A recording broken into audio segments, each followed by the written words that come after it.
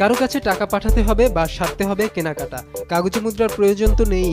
কোনো bank, internet payment service বা mobile banking অ্যাকাউন্টেরও দরকার হবে না। লেনদেন সরা যাবে ফেসবুকের মেসেঞ্জার বা হোয়াটসঅ্যাপ ব্যবহার করেই। এমনই একটি ভার্চুয়াল মুদ্রা চালু করতে যাচ্ছে সামাজিক যোগাযোগ মাধ্যমটি, যার নাম দেওয়া হয়েছে লিব্রা। এজন্য আপনাকে প্রথমে মুদ্রাটি কিনতে হবে। সেটি জমা থাকবে একটি ওয়ালেটে, যার নাম হবে ক্যালিব্রা। সেখানে আপনি টাকা জমা রাখা থেকে শুরু করে বিনিময় সবই করতে পারবেন নগণ্য খরচে আর বার্তা আদান প্রদানের মতোই সহজ প্রক্রিয়াতে।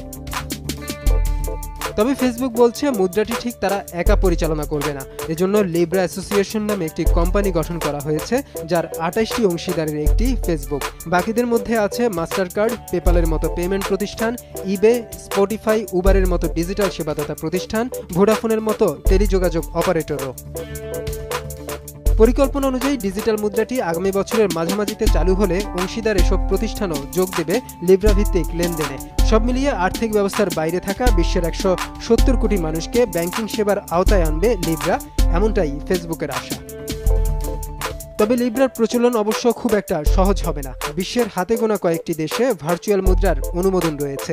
এক প্রতিবেদন অনুযায়ী নির্ধারিত সময়ে চালু হলে যুক্তরাষ্ট্রসহ মাত্র ১২টি দেশে লিব্রা দিয়ে লেনদেনের অনুমোদন পাওয়া যাবে।